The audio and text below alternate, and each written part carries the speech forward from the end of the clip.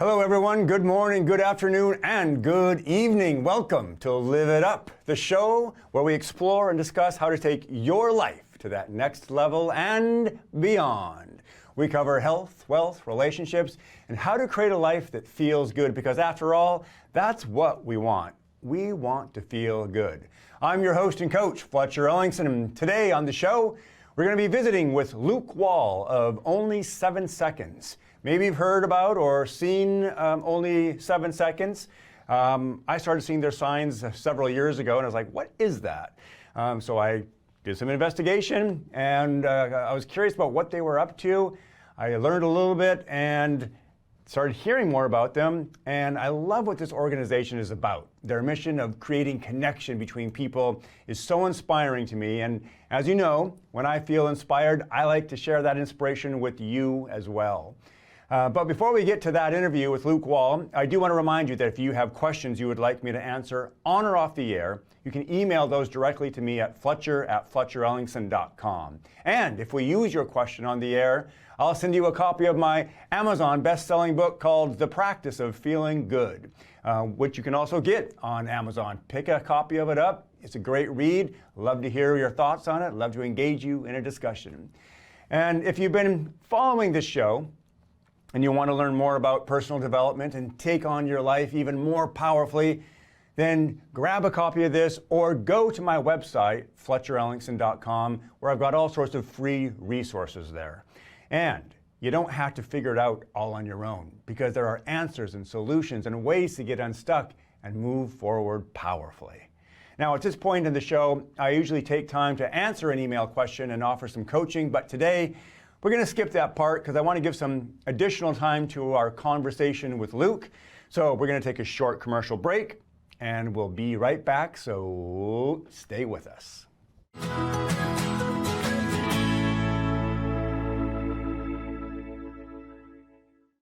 Hey everybody, welcome back to Live It Up. So glad you're here. I'm so glad you're in this conversation. This morning, we're talking to Mr. Luke Wall. How you doing, man? Good. Thanks for being on the show. Yeah, thanks for having me. So we're talking about this organization called Only 7 Seconds. Yeah. And we're going to get into that. But before we do that, we always like to start out with a couple wins. So lay it on me. What's something that's going well in your life? Yeah, I was thinking about that coming into the studio today, and it's funny, I'm a really competitive person. So wins are a big thing for me. And what's funny is the last couple of years in this space, and I know we're going to get into Only 7 Seconds, but I've learned a lot about life isn't just a series of stacking up wins. And I that sounds counterintuitive, but there's a lot more to life than just having a bunch of W's. And life is about relationship with others. Yeah. Life is about the connection that you have with others, and it's about personal development. And so a couple of years ago, I would have come in here and said, like, I got a better golf score. I got, all the different W's that I got a deer dream hunting or certain things like that. But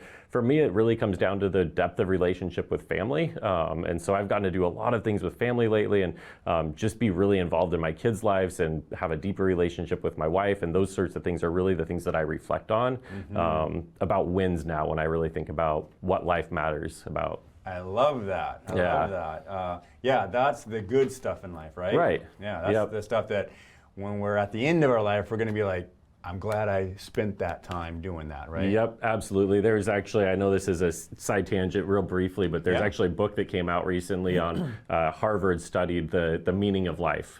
For the last 100 years, they've done a study across 6 generations, and they do all sorts of studies around what does it look like when you reflect back on your life after 60, 70, 80 years, and what makes life meaningful. And it comes back to relationship with your closest family and friends. Boy, that really resonates with me. I mean, I got a lot more living to do, but even now as I reflect back on life, the things that are the most meaningful are the experiences that I had with the people in my life, right? Yep. It's not the things, it's not the toys, Yep. It's the experiences, those events. Yep. That's what really, rings true, Yep. right? Yep, exactly. Yeah. Cool. So let's dive into this. Only 7 seconds. Like I said in the intro, I began seeing these signs pop up, and they're like all over the Everywhere. place, right? Yeah. Only 7 seconds, or Because You Matter. I think Because You Matter on your wrist there. Yeah. So for those listening that don't know what this is, Give me the spiel. What is it? Yeah, so Only 7 Seconds is a nonprofit based out of Chelan, Washington now. The original story, everyone always asks, what's the name mean? What does that actually mean? And so the story of it, I've got a little brother who's about 6'5". He is a basketball superstar, was on his way to taking his team to regionals, and then probably would have gone to state for the first time in a long time for Pateris. And he ended up in bed. He ended up sick for multiple weeks on end, and it wasn't a contagious sickness, but this was about a year before COVID hit, and he ended up in bed. And during that time, he didn't have one friend that reached out to him. He didn't get a text, he didn't get a phone call, he didn't get a friend to stop by the house. To give context, my parents have an outdoor basketball court, they've got a swimming pool. It's kind of the place where friends congregated from the community. And for 3-4 weeks went by and he didn't have one person check in on him. And that loneliness, there was isolation, led to loneliness, led to a lot of mental health things for him in a very short couple-week time span. So my mom, rightfully so, as a good mother does, she got pretty frustrated, and a few weeks into it, she goes out to her phone and she goes, "How long would it take for one of your friends to send a text that says, 'I'm thinking about you,' or 'I care about you'?" And she went out and typed something like that out, and it took her about 7 seconds. And it wasn't that his friends were terrible human beings. I was his older brother, and I didn't even know to the extent what was going on, and I was living my own life. So I'm just as guilty as some of his friends.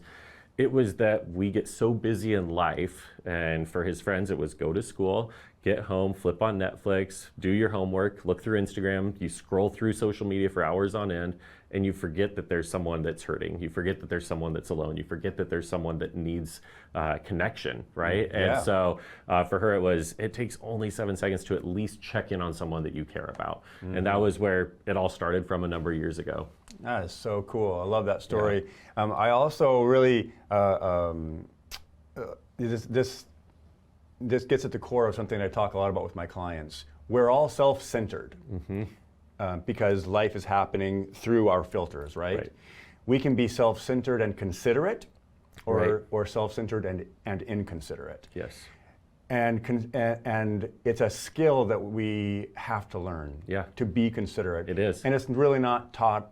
We don't go to school and right? Yeah. Right? So learning to be considerate is a valuable skill set, and I love that this is part of Only 7 Seconds. Yeah. It's really teaching people how to think about other people. Yeah, it is. It really is a skill set, and that's why early on in our mission statement, and it still exists today, is inspiring intentional connection. We've adjusted that to intentional, meaningful connection because I think that that's important to have. You can be intentional and not meaningful, right? Yep. So we've added that to our mission, but it really is intentionality, which is a skill set that's developed, right? It's very easy. I run this organization, and I'm still guilty of not doing this well a lot of times because it's a skill set you have to continue to work at to say, when I have an extra couple minutes, I'm going to reach out to someone I care about because that's intrusive on my personal time, or it's an inconvenience to me, or it's difficult to do, or you just simply forget. It's really easy to go down the rabbit hole of social media for an hour or two and just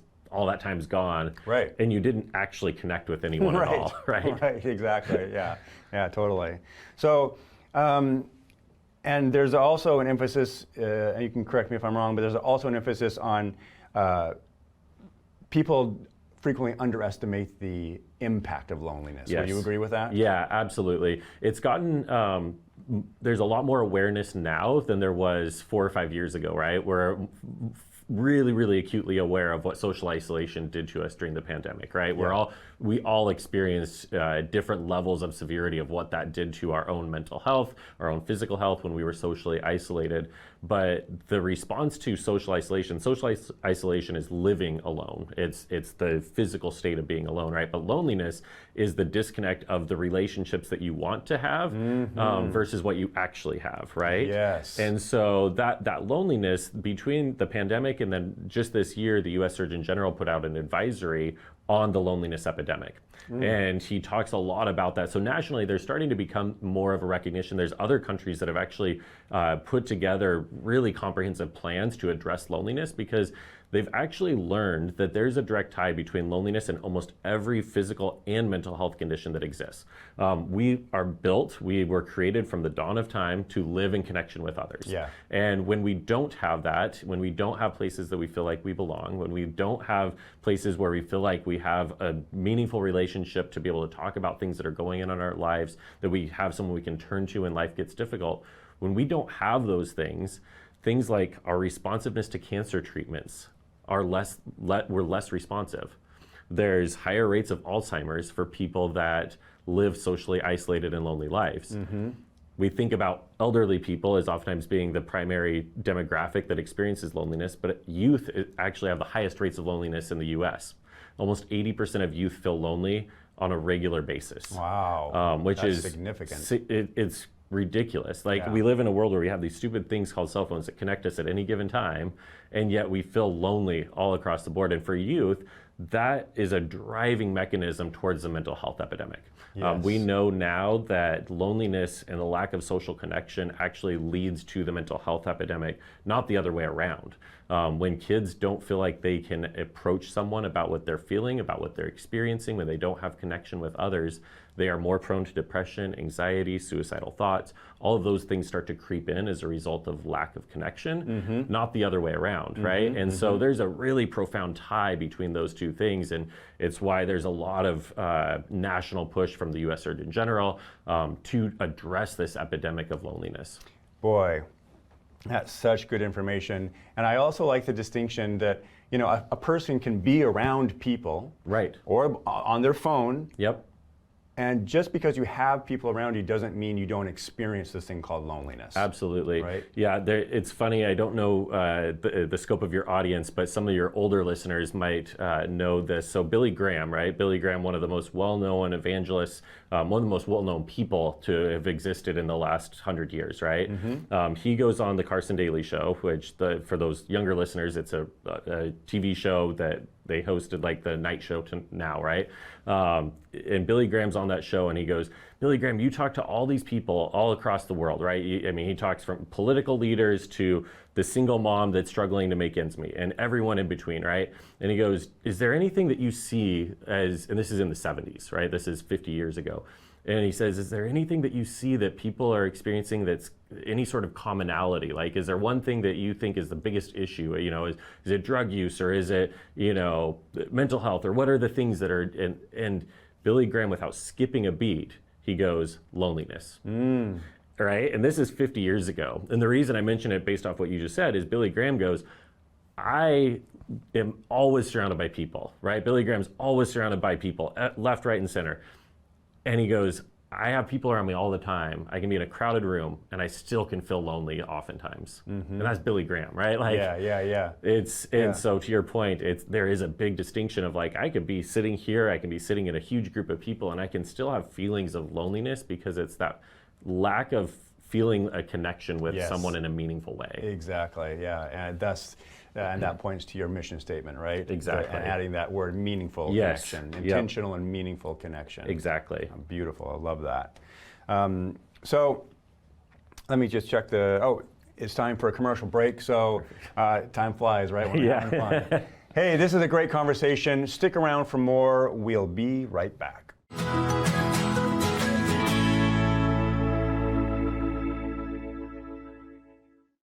Hey everybody, welcome back to Live It Up. So glad you're here. We are talking with Luke Wall today. He is one of the founders of the Only 7 Seconds organization based in Chelan, Washington, and it's all about creating intentional, meaningful connection. Luke, so you've been involved for a couple of years now, or 2 or 3 years? 3 years. 3 years.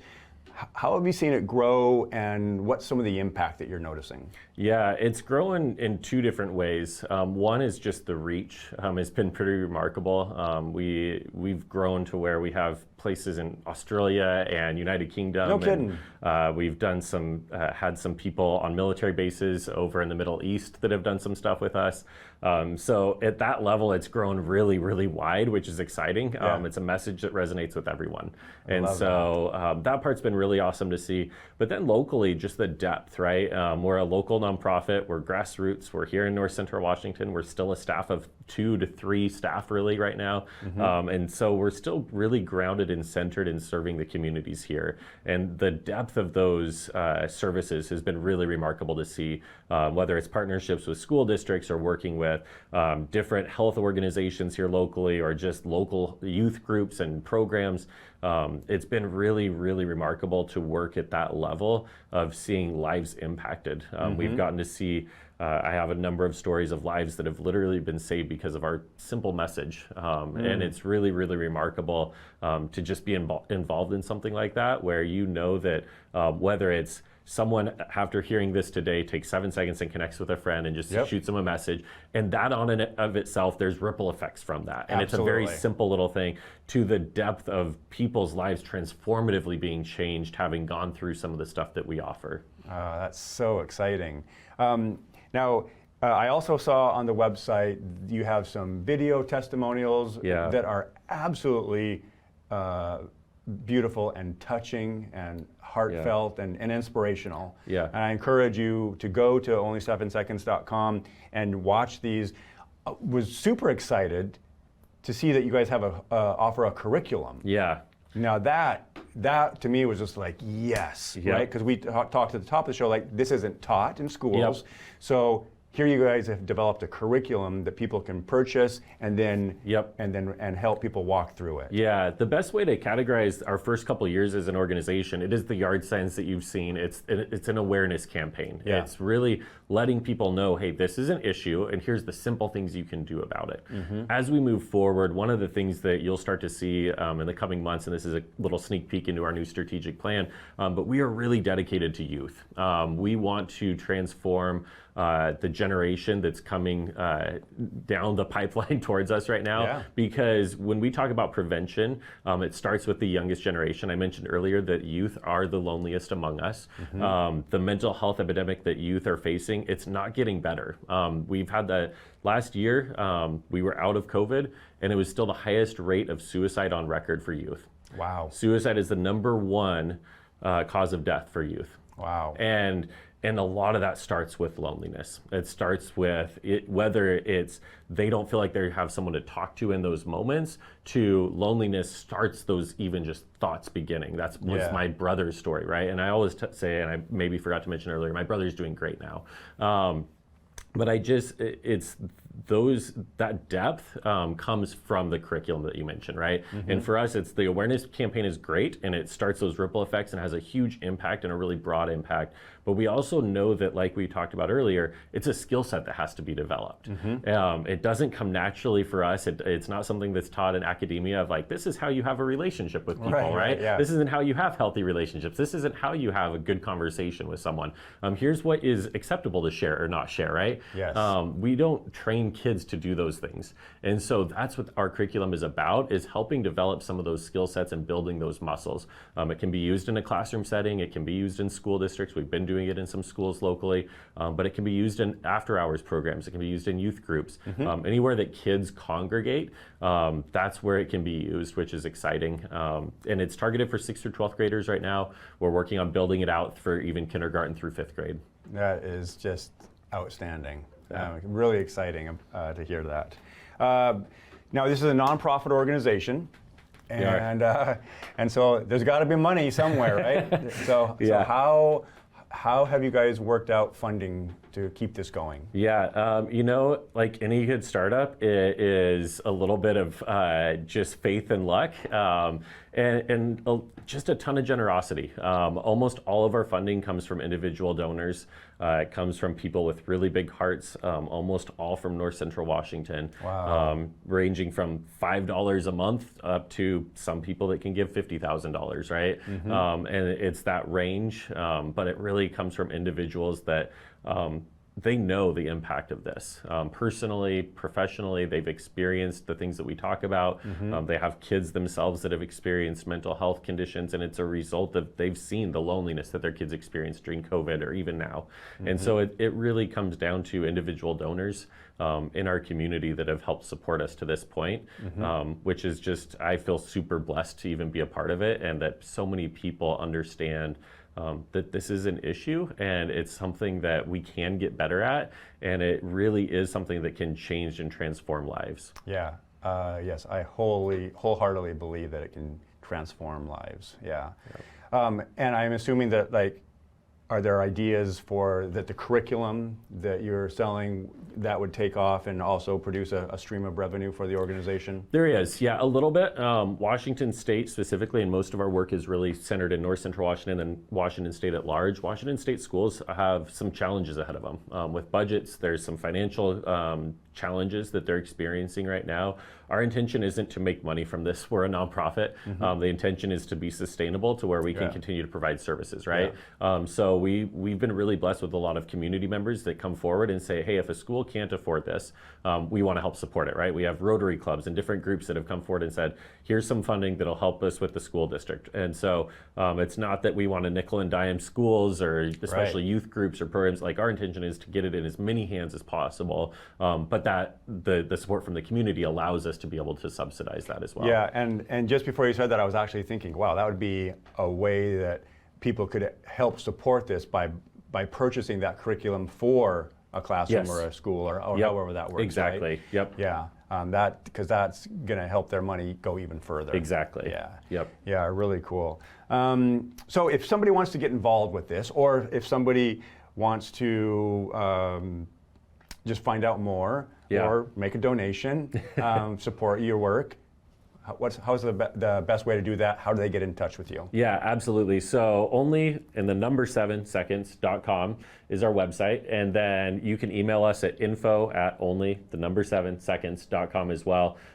If you want us to attend an event, if you want us to participate, we get asked a lot to engage in the community, whether it's a trunk or treat event or whether it's a local school event, whether it's I come and speak at an assembly, we get asked to do those sort of things a lot as well.